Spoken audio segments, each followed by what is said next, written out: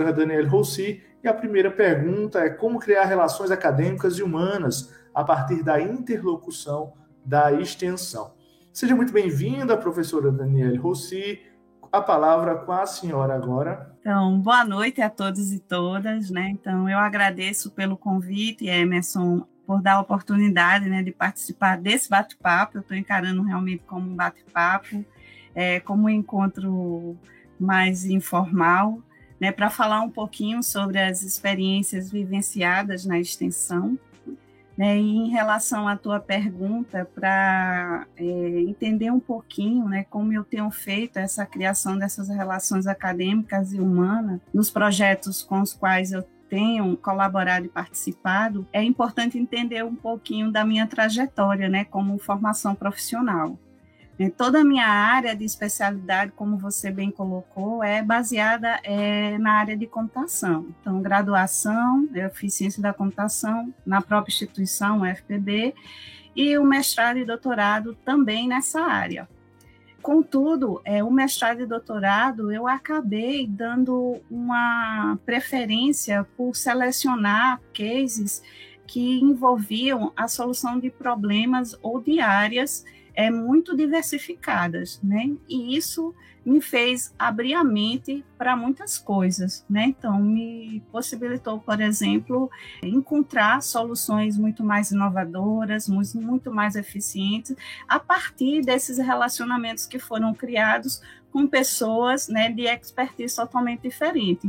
Então, diante dessa experiência, na verdade, eu tomei como base, né, para tudo que eu tenho feito, né? É buscar essas relações, né, esse complemento de conhecimento, porque é fundamental para abrir a mente e para nos oportunizar soluções que são muito mais criativas. Isso é um pressuposto que eu tenho seguido praticamente em todas as minhas atividades.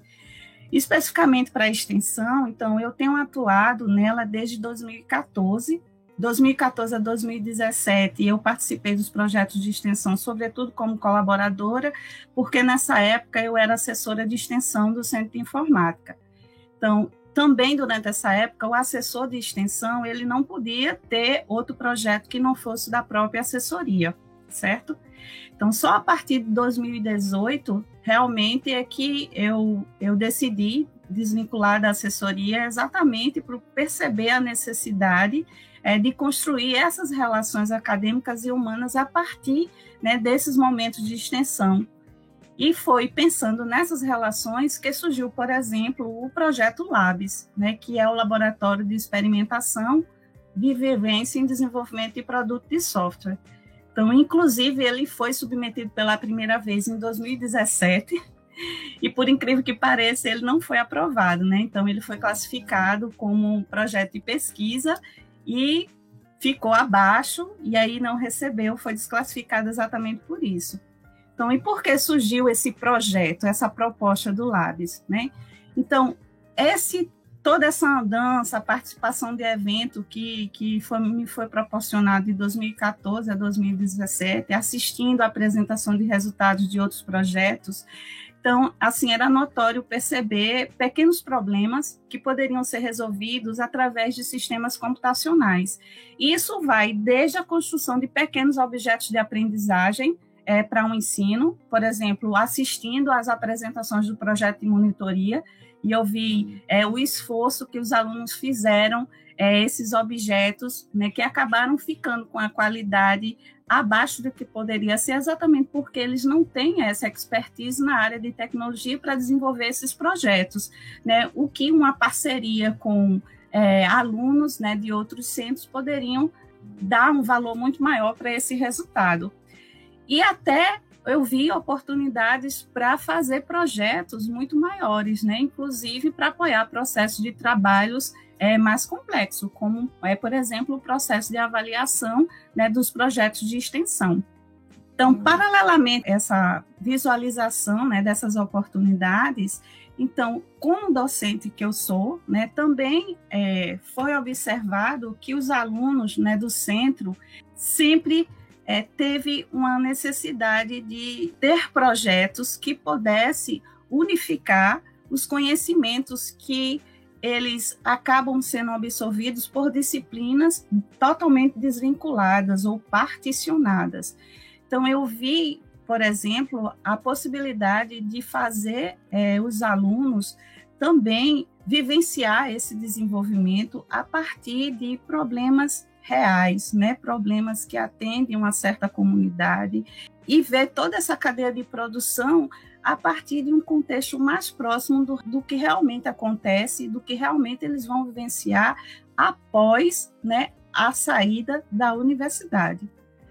Então, eu pensei, por que não viabilizar um meio para unir essas duas demandas, né? Uma demanda por atender necessidades por sistemas computacionais, sistemas ou produtos de tecnologia, e outra demanda para melhorar a formação, a completude, né, desse profissional que está saindo da universidade na área especificamente, né, de computação.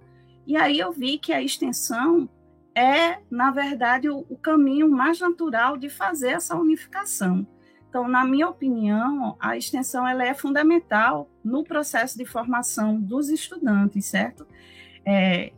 Tanto em relação à melhoria, né, nessa formação, como também a melhoria dos próprios serviços institucionais, e se a gente for olhar, também na divulgação da própria instituição, do papel social que ela tem, do impacto que ela pode gerar para a sociedade. E eu acho que se a universidade precisa se aproximar, né, do seu entorno, da sociedade, a extensão é o melhor caminho para que essa aproximação seja feita. Muito obrigado. Sem dúvida, eu penso, professora, que parte principal do papel da extensão é realmente esse processo, também esse processo interdisciplinar, interdialógico, né? Essa perspectiva de se comunicar, e também essa análise e esse processo diagnóstico dessa realidade local, né? É importante, dentro da extensão, entender que a gente tem uma leitura crítica sobre essa realidade e que a gente possa, dentro desse escopo, encontrar formas de colaborar e de auxiliar na melhoria, seja dos processos, na melhoria das ações coletivas, na vida das comunidades. É muito importante, quando a gente está fazendo extensão, é uma pergunta que eu faço enquanto extensionista, perguntar, certo, eu sei que esses aqui são os meus interesses enquanto extensionista. É claro que você não pode ser hipócrita e dizer que você não tem interesse em trabalhar com determinada área do conhecimento, porque se você trabalhar com ela, é óbvio que você tem interesse.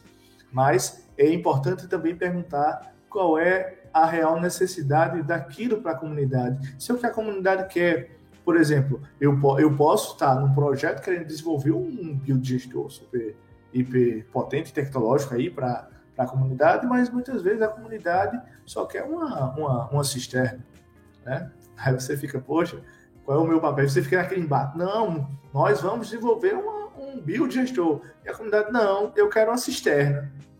E aí você fica naquele embate, você não consegue avançar. Então eu acho que o papel do extensionista é esse, é criar relações, criar pontos para que a gente possa identificar possibilidades de avanço a partir do que a comunidade já tem, construindo a partir do que ela já tem. Então, e outra, você desenvolveu aqui um processo de sustentabilidade,